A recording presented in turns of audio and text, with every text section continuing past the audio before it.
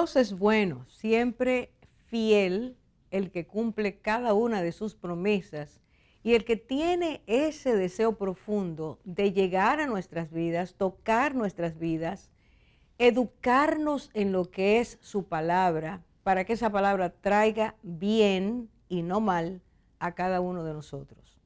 Hoy es una oportunidad que Él nos da de poder acercarnos a esa palabra que enriquece, que transforma, que nos enseña, como Dios mismo dice, el camino por el cual debemos andar.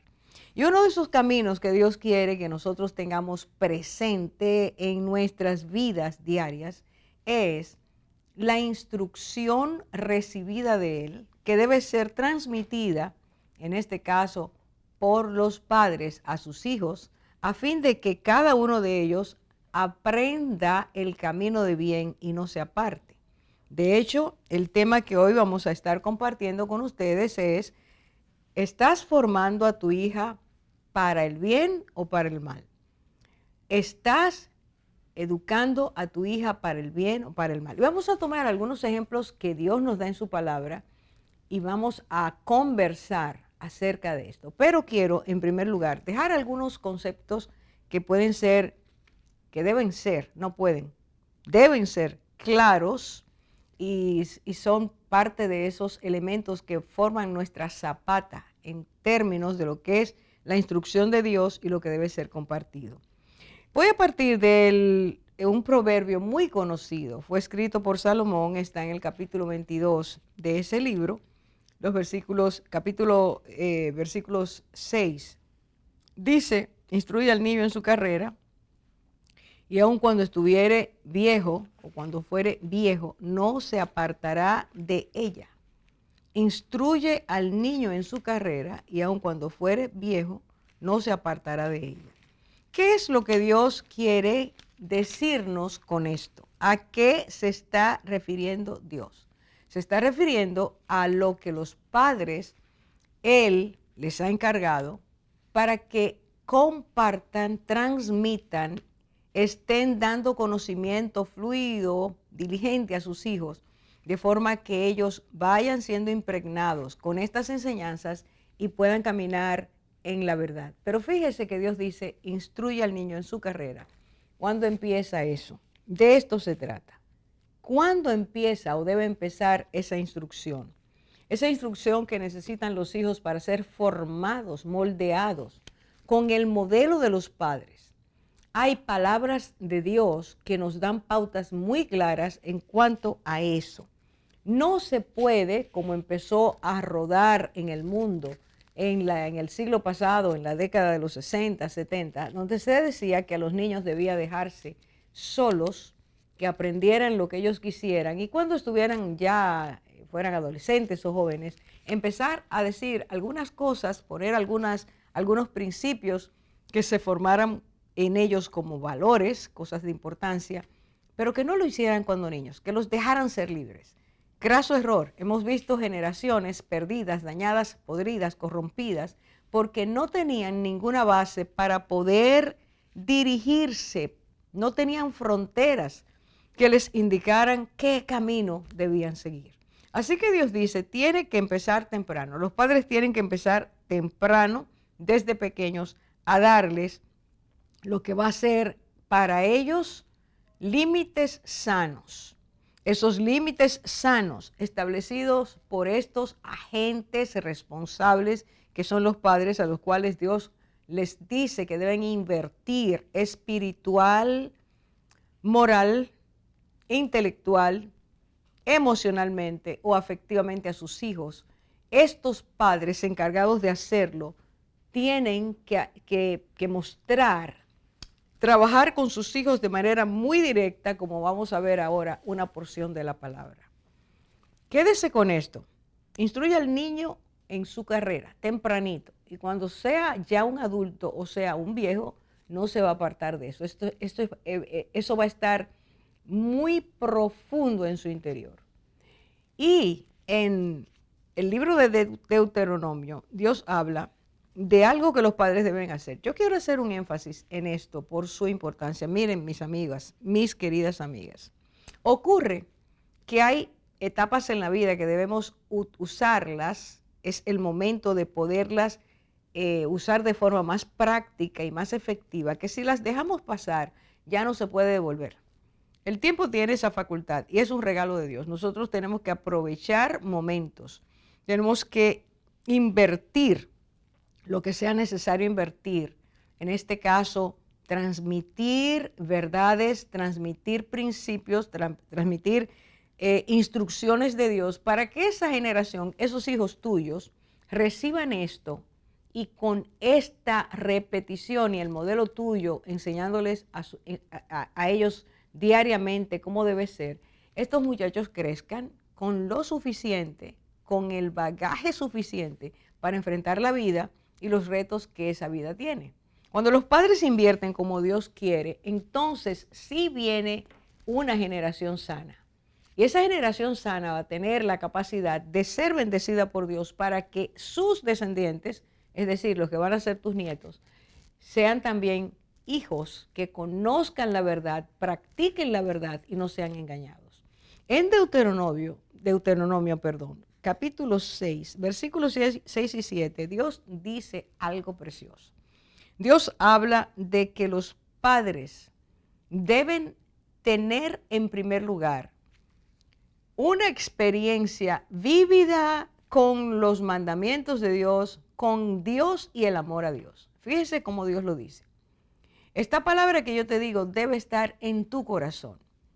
No podemos aprender lo que es bueno si eso que es bueno no lo practicamos. Y para practicarlo tenemos que estar en contacto con eso que es bueno y aprender a creer lo que es bueno, lo que Dios nos dice y lo que esto, amar lo que Dios dice, nos va a llevar a amar al Dios que dice eso.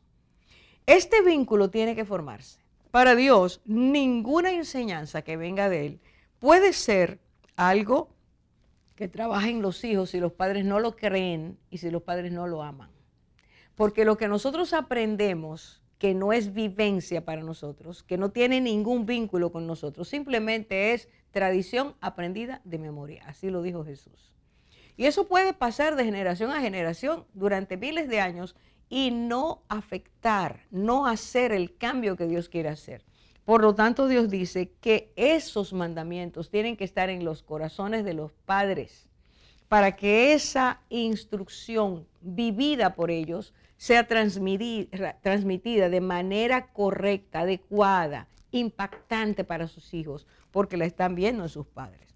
Y Dios dice que eso que debe estar en el corazón, esos mandamientos, serán transmitidos a sus hijos de forma genuina porque ven el modelo en sus padres. Un padre no puede decirle a un hijo, yo quiero que tú ames a Dios si el padre no ama a Dios. No puede decirle a sus hijos, quiero que tú hagas esto que es bueno para tu vida si los hijos no ven que eso que es bueno para la vida de sus padres. El Señor dice, estas enseñanzas deben ser entregadas, transmitidas de manera diligente. Es decir, papá, mamá, no pierdas tiempo. Volvemos a Proverbios. Instruye al niño desde pequeño. Vas a formar una persona partiendo de cómo lo haces de manera diligente. Si tú le enseñas a tu hijo o a tu hija una costumbre, un día, lo corriges un día, o le aportas la bendición de decir, mira, yo he vivido esto, sé que es bueno, he visto tal y tal situación y Dios me permite el que yo viva de esa forma y puedo transmitirte esto por experiencia. Eso va a ayudar mucho a sus hijos. Pero Dios dice, tienes que hacerlo con integridad y con inteligencia, que vean que tú lo crees y que vean que es efectivo, que para ti es real. Dios dice que esa enseñanza, sigo en Deuteronomio 6, esa enseñanza debe ser transmitida de manera personal y consistente. Y Dios lo dice de esta manera. Mire qué cosa tan preciosa. Dice, cuando te sientes en tu casa, cuando andes por el camino, cuando te acuestes, cuando te levantes. Eso dice padres presentes que van a enseñar a sus hijos de manera consistente y personal que ellos están ahí para ayudarlos, para enseñarlos, para hacerlos crecer. Y dice además esta enseñanza, Dios dice además, haz visible lo que enseñas. Escríbelo en las columnas de tu casa, en los dinteles. Ponlo como señal, haz un letrerito que diga cuál es el principio que Dios quiere que tú aprendas, pónselo ahí como un brazalete. Hazlo, y todavía hay judíos que lo hacen, lo ponen aquí en el entrecejo, aquí en la frente, para que el niño no está mirando, leyendo, pero sabe que ahí dice algo que Dios quiere que él recuerde. Es decir, usa el método multisensorial. Que entre por los ojos, que entre por los oídos, que él lo sienta, que él lo vea, que donde quiera que se mueva, esté ese principio quedando como un testimonio permanente para su vida de que es necesario hacer aquello que Dios dice. Cuando esto ocurre, entonces vienen unas consecuencias, se ven los efectos. Muchachos que aunque tú no estés presente, van a hacerlo porque está ya internalizado. Y su conciencia se lo recuerda, su corazón se inclina a la obediencia. No podemos tener relaciones sanas si primero no enseñamos y formamos y vivimos de tal forma que nosotros seamos un ejemplo para los más pequeños, para los que están subiendo. No se perderán generaciones. No habrá muchachos, muchachas que estén torcidos todo el tiempo, que no tengan ruta, que no sepan para qué están en la vida y empiecen a pensar que sus vidas no tienen valor, porque papá y mamá no se sentaron a decir lo que Dios quería. Desde los años 60 se habla mucho de que se han perdido generaciones, de que las generaciones andan sin rumbo, de que no ha habido modelos, de que los padres no están presentes. Se habla mucho de eso. Y es que nos hemos separado de lo que Dios quiere que tú y cualquiera de nosotros hagamos a fin de que estos muchachos reciban de sus padres de manera íntegra, de manera real, de manera consistente, de manera dinámica, continuamente lo que Dios quiere que en ellos sea sembrado para bien de sus vidas. Vamos a ver 3 ejemplos. Y los ejemplos nos enseñan que Dios tiene razón. Ahora regresamos.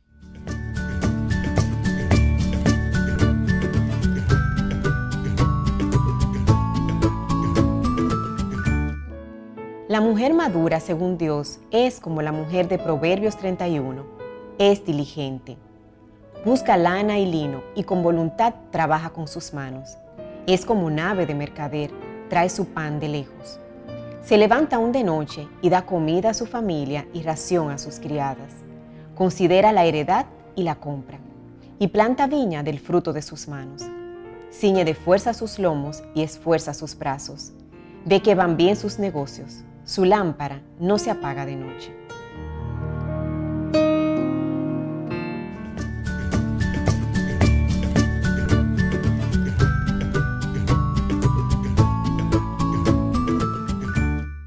Estábamos diciendo en el primer segmento que hay ejemplos que tenemos en la palabra de Dios que nos enseñan cómo fue de efectivo el modelaje de las madres o los padres, dependiendo del caso, en sus hijos. ¿Qué impacto produjo en ellos el que sus padres le creyeran a Dios, amaran a Dios, les enseñaran de forma consistente, y cuáles no tuvieron ese ejemplo, aunque conocían, en el caso que vamos a mostrar hoy, conocían que existía Dios y que Dios era de hecho el que tenía a ese pueblo y al reino que tenía su abuelo, en este caso también, y al papá, cómo ellos, aún conociendo eso, se negaron a aceptar lo que Dios quería. Estos ejemplos nos van a ayudar porque estamos viviendo, vuelvo a decir, en un contexto en que las directrices que necesitan los hijos no siempre son dadas de manera consistente y diligente por los padres. Así que vamos a empezar con un primer ejemplo. Y este tiene que ver con un mal ejemplo. ¿Qué pasó con una joven que por estar envuelta dentro de una atmósfera familiar muy complicada, qué pasó con ella? Y luego veremos los 2 ejemplos que sí son buenos y son se puede tomar el contexto familiar y el contexto moral y espiritual que tuvieron estas jóvenes. Así que vamos a empezar con el primero, y creo que es Nicauris que nos va a hablar de ello. El primer caso que vamos a ver es el de Salomé. Y como decía Orfa, es el ejemplo de lo que sucede cuando los padres no siembran bien en los hijos. Y para entender un poco el comportamiento de Salomé, vamos a hablar de su historia familiar. Herodes el Grande tuvo varios hijos. Vamos a centrarnos en 3 de esos hijos: Aristóbulo, Herodes Felipe y Herodes Antipas. Aristóbulo fue asesinado por su padre, pero no sin antes dejar descendencia, entre las cuales estaba su nieta Herodías. Herodías se casa con su tío, Herodes Felipe, y de esta unión nace Salomé. Un día, el tío de Salomé, Herodes Antipas, va a visitar a sus papás, y en ese momento Herodes Antipas seduce a Herodías para que se vaya con él a Galilea. Ellos vivían en Roma, Herodías accedió y se fue entonces con el hermano de su esposo. ¿Qué vemos aquí? ¿Qué sucede? Que Herodías creció sabiendo que su bisabuelo mató a su abuelo. Pero además, Salomé creció sabiendo que eso sucedió y que su tío sedujo a su mamá. Ese es el ambiente en el que crece Salomé, un ambiente en donde la muerte no era un problema, que un familiar matara a otro, ni siquiera un papá a su hijo, y que un hermano le traicionara a su hermano. O sea, este es el ambiente en el que crece Salomé. Eso quiere decir que los valores, perdón Gina, dilo. No, porque iba a decir que precisamente Herodes había prendido a Juan el Bautista y lo había hecho meter en la cárcel, porque Juan el Bautista decía lo que todo el mundo sabía, a causa de Herodías, la mujer de su hermano Felipe, porque Juan sí decía públicamente: no te es lícito tenerla. Entonces iba a decir eso, y conectando con lo que tú decías un poco al inicio, de amar lo que Dios dice nos lleva a amar a Dios. Juan amaba a Dios, e independientemente decía públicamente algo a personas malvadas y crueles que le podían hacer daño, pero aún así Juan no se paró de confrontarlo y decir la verdad. Y eso lo iba a apuntar, cuando la dinámica familiar, el papá que luego tiene hijos, los hijos que luego tienen hijos, los hijos que luego tienen su descendencia, es decir, padres, hijos, nietos, bisnietos, como es esta línea, donde todos van creciendo en una atmósfera contaminada. Y como tú decías, infidelidad, asesinato entre la propia familia, que un papá asesine a sus hijos, de hecho fueron 2 que asesinó. Es un desastre. Sí. Los hijos, ¿cómo crecen? Viendo que eso es normal. Que eso es normal. Entonces, ese elemento es sumamente importante. Sí. Yo creo que es interesante, luego ya de tener el contexto de todo esto y de la familia de Salomé, yo quisiera leer el episodio donde vemos que se plasma todo esto, que esta muchacha creció, en medio de lo cual ella creció. Yo quisiera leer, Orfa, aquí, en Marcos 6. Yo voy a leer específicamente desde el 21 al 25, para que tengamos más o menos esta escena y entendamos esta muchacha cómo se comportaba, viniendo de esa familia.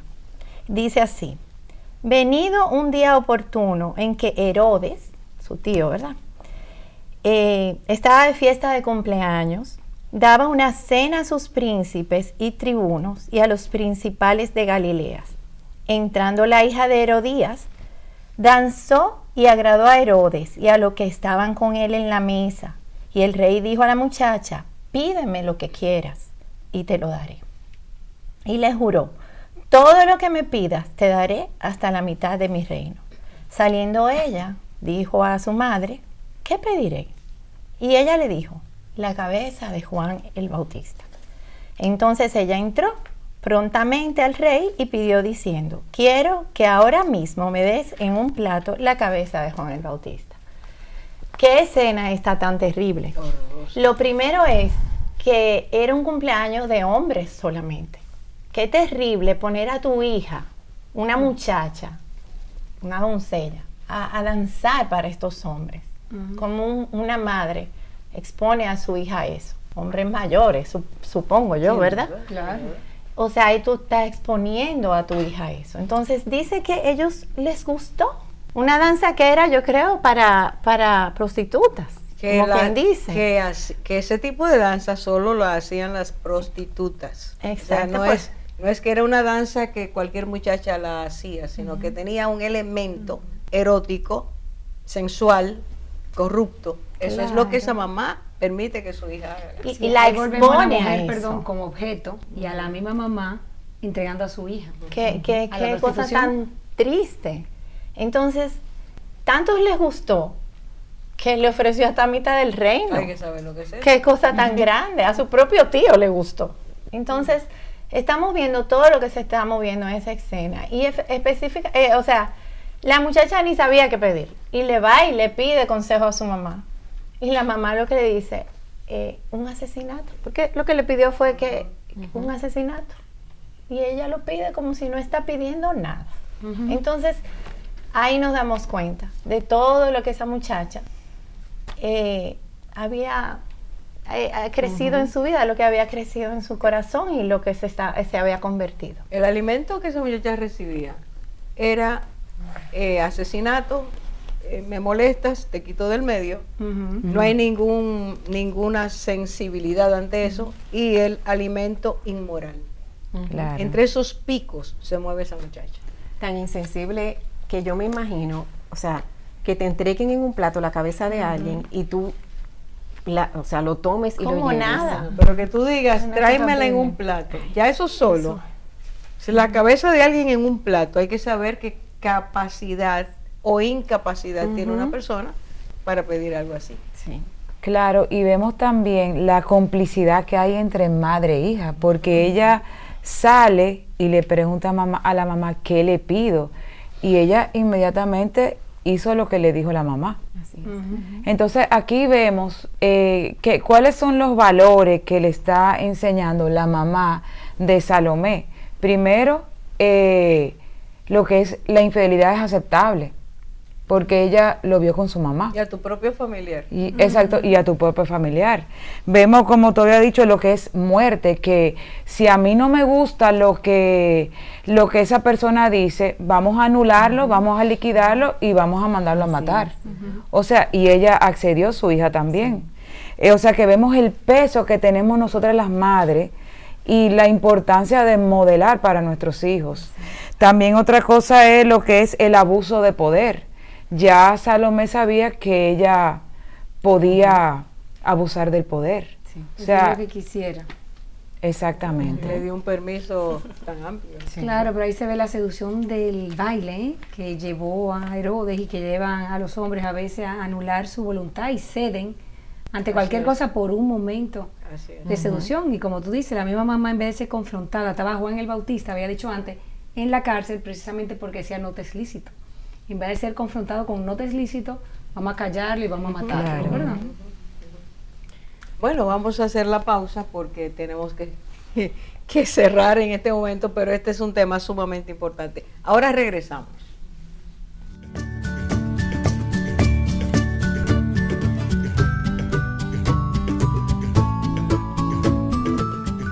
La mujer madura, según Dios, es como la mujer de Proverbios 31. Confía en Dios. Fuerza y honor son su vestidura y se ríe de lo porvenir.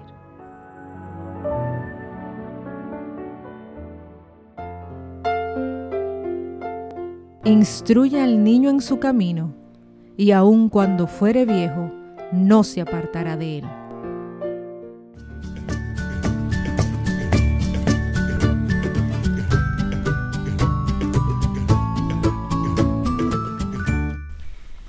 Y seguimos con el ejemplo de Salomé y cómo Lisa nos introducía en el ejemplo que es una madre a sus hijos y cómo las acciones de nosotras moldean la vida de nuestros hijos. Y obviamente Lisa habló de infidelidad, de esa capacidad de no valorar a otro ser humano, la corrupción moral y el abuso del poder.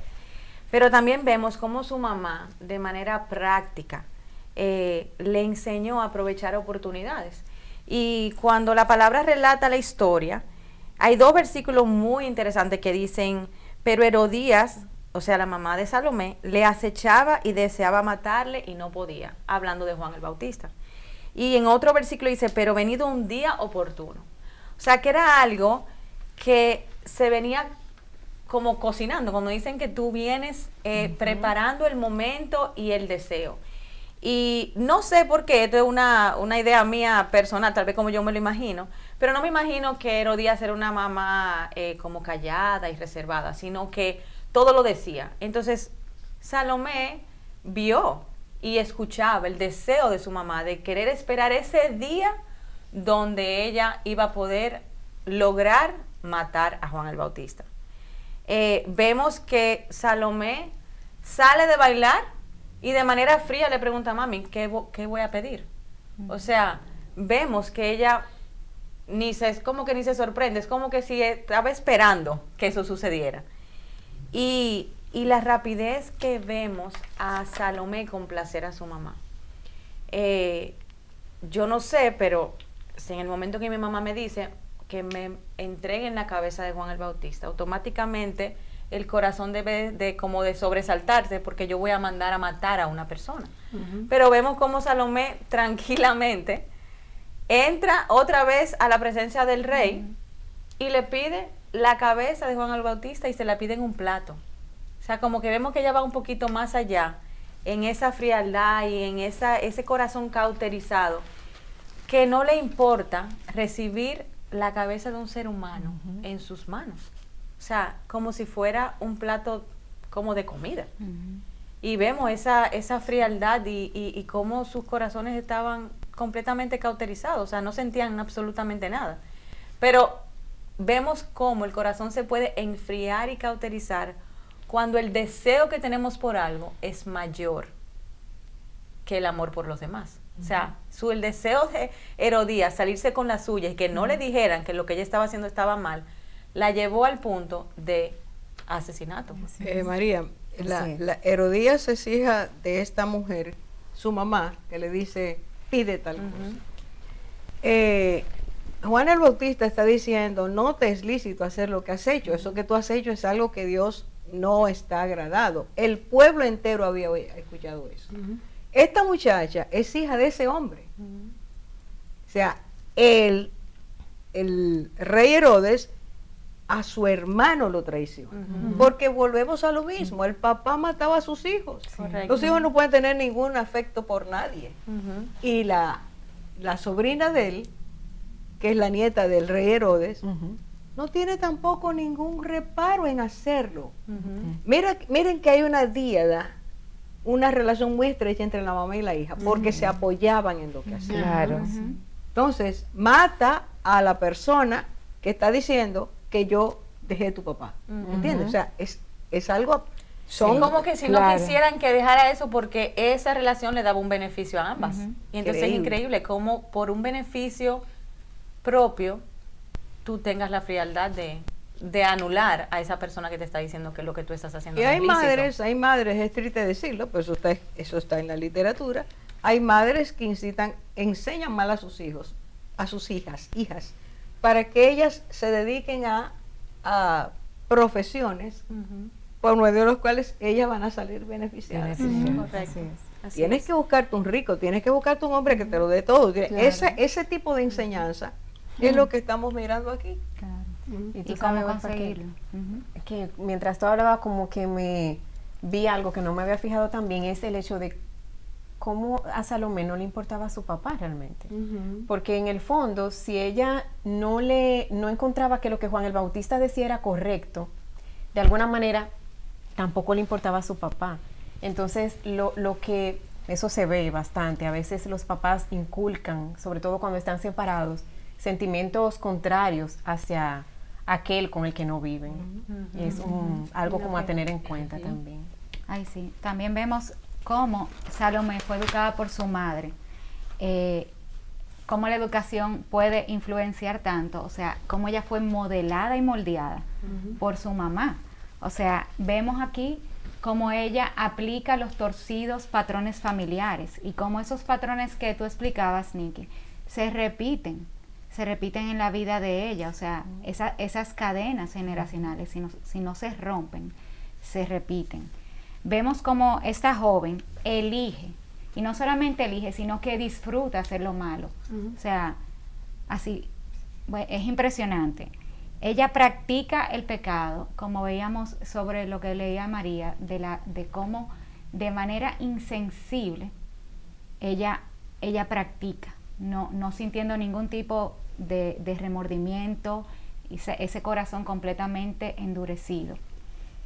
Ella aprendió a ser infiel, no solamente a los hombres, como su mamá, incluso a deshonrar y a irrespetar a su padre, porque hay una infidelidad hacia su padre. Claro. O sea, ella no está honrando, como somos llamados los hijos a honrar a padre y madre. Y veo también como esa manipulación, que eso se enseña hoy tanto con la corriente de feminismo, que lo vemos aquí también, con eso, como ella, antes de que existiera, ¿verdad? Pero cómo ella manipula con la sensualidad y con el baile a los hombres a conseguir lo que sea, o sea, con premeditación. Ella buscó momento oportuno, su madre, y eso la joven lo está aprendiendo. Cómo yo consigo lo que quiero a través de la manipulación y la sensualidad. Es algo que se ve mucho. Así que vemos como en la palabra en Primera de Pedro dice que nosotros fuimos rescatados de la vana manera de vivir de nuestros padres. Pero vemos como eso, los que recibimos la sangre de Cristo y al Señor Jesús, pero vemos en ese versículo que dice que la vana manera de vivir se recibe de los padres. O sea, esta muchacha, esta joven recibió esa vana manera de vivir. Y la practicó. Y hasta podríamos decir que pudiera exceder a su madre. Ahora, hay un punto que acabo de entender en el espíritu, que cuando tú dices recibimos la vana manera de vivir nuestros padres, si no tenemos un contexto que nos ayude a contrarrestar eso, no vamos a poder renunciar a la vana manera de vivir de nuestros padres. Claro. ¿Me hago entender? O sea, tú tienes que tener un punto de referencia, de valor, principio, para tú decir, mis padres me enseñaron esto.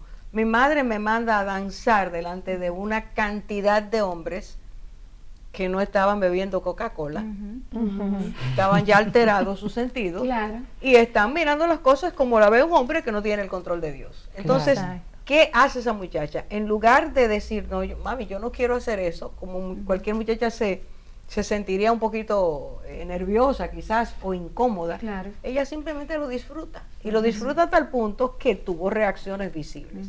¿Cómo renunciar a algo que a mí no me han enseñado que debe ser lo contrario? Por eso es que Dios dice, instruye al niño en su carrera, no pierdas tiempo, porque él va a aprender y va a terminar haciendo lo que no es correcto. Así es, Orfa, y decías al principio del programa que íbamos a estudiar 3 ejemplos hoy de cómo ciertamente la influencia directa de la familia puede enseñarte a escoger el bien o escoger el mal. Salomé definitivamente tuvo un modelo y ella escogió el mal, pero vamos a ver un ejemplo de alguien que es verdad que tuvo un modelo distinto. Y gracias a Dios. Ay, sí. Esta historia se relata en la Segunda de Reyes 5, del 1 al 4, y lo que nos habla es de una joven que fue llevada cautiva de Israel a Siria. Cuando la palabra habla de joven, hablamos de doncella. No tenemos muchos detalles de ella, pero era una persona joven, y ciertamente ¿quién la llevó de rehén de Israel a Siria? Aprendemos también por la Biblia, porque así lo relata, que habían estos asaltos de los asirios que entraban, podría ser en época de cultivo, para robar, mataban niños, se llevaban a las mujeres más jóvenes. Tal vez para llevarlo al contexto de hoy y entenderlo, podemos ver un poco lo que pasa en Israel, ¿verdad? Esto también pasaba en la antigüedad, así como vimos recientemente que entraron, que raptaron jóvenes. Imagínense que eso fue una costumbre que también se daba. Entonces esta joven va hasta Siria, pero ahora vamos a escuchar un poco su historia y cómo Israel siempre quedó en su corazón, y aquello que habían enseñado y modelado sus padres le permitió a ella una historia distinta. Sí, otra vez les pedimos que se queden ahí para que oigamos el resto de la historia. Ahora regresamos.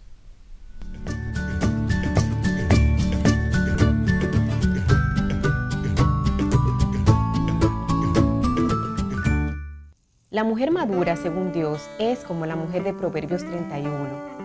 Es misericordiosa. alarga su mano al pobre y extiende sus manos al menesteroso.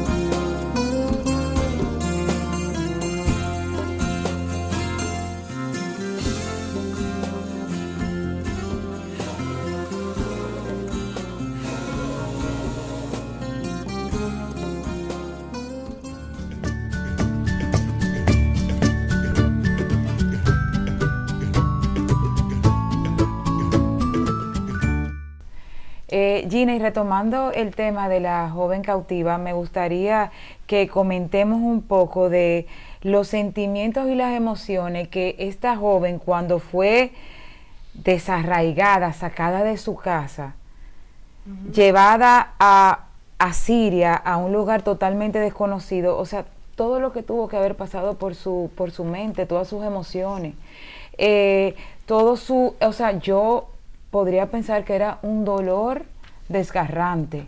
Yo podría, el sentido de que su entorno era totalmente diferente, de que su sentido de pertenencia, a qué perteneciera, era un mundo totalmente nuevo para ella, que el dolor que ella debió de haber sentido. Todo era amenazador porque no conocía a esa gente y sabía que eran sus enemigos. O sea, ¿cómo nos sentiríamos nosotros que vengan unos invasores y arrasen con todas las muchachas y se las lleven? Lo que siente el deseo de, como tú dijiste, el desarraigo. No, ¿Quién la me inseguridad, cuida? la inseguridad de lo no conocido, porque no sabía a qué iba. Y gente violenta. Y el sentimiento, por que ejemplo, no era que te estaban sentirse- dando florecitas. Exacto. Aquí te doy un ramo de flores, bienvenida a mi nación. No, Claro. era cualquier cosa. sentirse completamente desprotegida, impotente. Casi todas las muchachas eran violadas. Eso es lo que la historia dice. Perdió también, Orfa, su condición. Ella era libre y vino a ser ahora una nueva condición. Tenía familia y de dejó ser de tener. sierva. Así es. Solamente eso, o sea, la angustia que vivía esa muchacha cada día, el temor al futuro, o sea, su nueva vida con esta condición, ¿cómo sería de ahora en adelante? Su futuro, y tú dices, su futuro ya no existe, o sea, no hay futuro, o sea, ya tú eres esclava, ya tú tienes que hacer y ya tu vida depende de lo que tu amo decida que tú vas a hacer. Eres una cosa. Exacto. Tú perdiste tu vida. Exacto. Tú vienes a hacer una cosa. Y yo creo que este ejemplo es un ejemplo tan hermoso de ver que el entorno o lo que las cosas que nos pasan no deben de cambiar nuestro interior y la capacidad de que tenemos, obvio, ella tenía a Dios, esa capacidad que tenemos en Dios, de independientemente de que nos pase cosas terribles y malas, poder permanecer con un corazón tierno, dulce, compasivo, y poder entonces, aún estando esclava, y tal vez en vez de tener odio hacia la persona que le tomaron presa y le quitaron su libertad, todo lo contrario, ver cómo ella se da para ayudar. Y lo vemos porque ella, su amo, era leproso y ella lo supo. Y su deseo, en vez de, la lepra era algo que era considerado para ella inmundo, en vez de ella tomarlo para verlo y rechazarlo, lo que hace es que le da a la esposa de su amo, o sea, realmente ella estaba por debajo de la esposa, decirle a esa señora que ella tenía una posible solución, o una solución, porque ella tenía la convicción de que el profeta en su nación, por cuanto servía a Dios, podía sanar a su esposo. Y como digo, en vez de ella quedarse callada, decía, ay, yo sí tengo cómo él se puede sanar, pero como me despojaron de mi casa, el que se muera. No, todo lo contrario. Ella sencillamente le extiende esa misericordia y le dice dónde pueden encontrar la sanidad, y la sanidad viene del profeta que sirve a Dios, al Dios de Israel. María, y podríamos decir que ella era valiente también, porque ella fue y le ofreció una solución a su amo. Correcto. Pero entonces esa valentía tenemos que unirla, también vincularla con una persona que es capaz de lograr por su comportamiento que esta señora le hiciera caso. Señora, estamos hablando de una cosa, un objeto, eso era un esclavo. Esta muchacha, que es una joven, habla, hace una propuesta y esta señora la escucha. Entonces su tipo de vida decía algo. Yo no había pensado en eso, pero sí. No, yo acabo de pensar en eso. Yo tampoco. En la autoridad que ella se ganó. O sea, sin duda, está claro. Qué hermoso. Y tú sabes, María, que eso que tú decías implica que ella aprendió a perdonar. Porque el recomendar que su amo pudiera tener una solución y ser sanado significaba que en su corazón ella no albergó rencor contra ellos, ni tampoco deseos de venganza, sino que todo lo contrario, y eso es un ejemplo también. Mientras más estudiamos acerca de esta muchacha, mira, ni siquiera su nombre dice aquí, solo destaca sus cualidades, su personalidad. Mientras más la vemos, más grande se hace. Ante nuestros ojos va creciendo. Porque una muchacha que ha sido maltratada y tiene la capacidad de ayudar. Qué bonito. Y tiene la capacidad de perdonar. Perdonar a los que la ofenden. Eso es algo muy grande.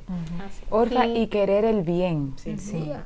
Hay Hacer algo el bien. que Hacer el también bien. me llama mucho la atención del carácter de esta joven, porque tú hablabas de valentía, pero para tener ella esa valentía, ella tenía que tener una certeza, y como dice la palabra, una certeza de lo que ella estaba recomendando. Era una fe firme que ella tenía, porque tampoco ella se iba a poner a decir una cosa que después le iba a salir, ¿verdad? Por si acaso pueden sanarlo, ¿no? Ella estaba segura de que ese profeta podía sanarlo, porque ella estaba segura en el Dios de ese pueblo, de su pueblo. O sea, ella no había perdido su identidad, ¿eh?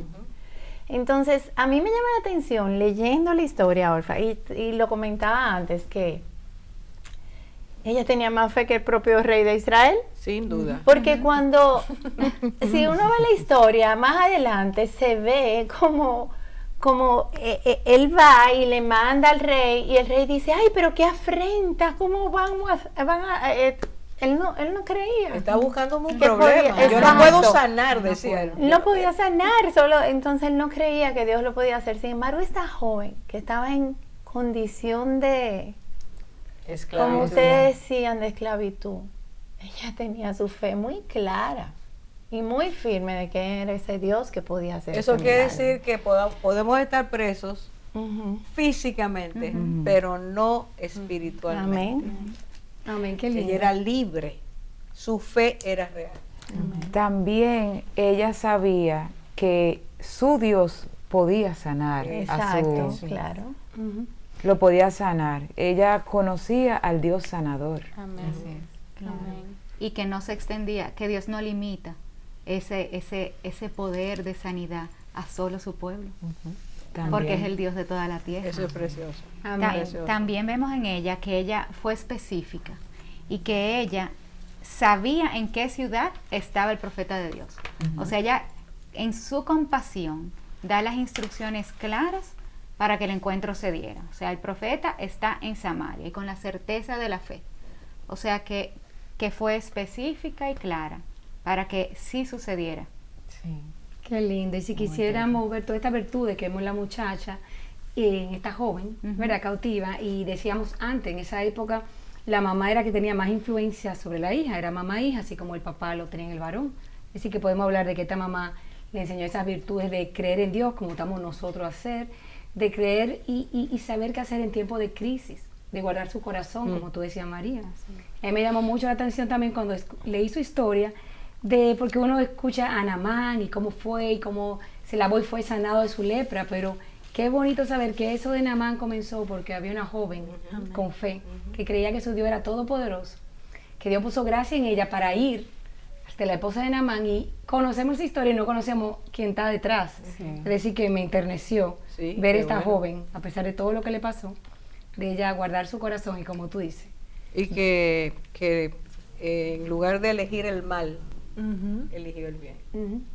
Una cosa es poder hacer el bien y otra cosa es llevarlo a cabo, porque todo depende de la condición de nuestro corazón. Ella tenía toda pudo haber tenido la libertad de decir, no, ellos me han hecho daño, esta es mi forma. Eso es Dios que lo está castigando. Y no fue así. Puedo guardarse en amargura. O haber perdonado y no actuar. Ajá. Porque podemos perdonar y sencillamente decir, ok, corto todo lazo, o sea, lo perdono, sano mi corazón, pero ya, hasta aquí, ellos son, o sea, pero todo lo contrario, sino ella perdona y actúa a favor. Por la fe. Ajá, Por la por fe. Qué bello. Su fe era real. Ujú. Y él sabía que ese hombre podía resolver sus problemas. Sí. Ahora, yo les digo a ustedes, a mí me impresiona también, y lo estoy pensando aquí, que la soberanía de Dios es tan grande, sí, que es es la lo que que- permite que todo esto se mueva de esa forma, para que el mundo, que eran los asirios, los enemigos, vieran que Dios es misericordioso. Yo lo pensé cuando Gina Sí. decía que ella había escuchado esa historia de Naaman y nunca había como, Hecho el como encaje. internalizado que había una persona detrás. Sí, Y porque es pura Jesucristo misericordia. luego lo menciona. Como lo de Naaman. José, me recuerda a José Así es. también, como fue en un momento llevado cautivo. Es decir, Dios puede cambiar cualquier historia, transformar toda historia y todo usarlo con propósito. Y tenemos que guardarnos de no llenarnos de amargura para que Dios nos pueda usar. Y no solo eso, me acuerdo del Señor Jesús que nos enseñaba a bendecir a nuestros enemigos. En estas dos historias vemos dos enemigos. Uno es para matar, aquel que veía como amenaza.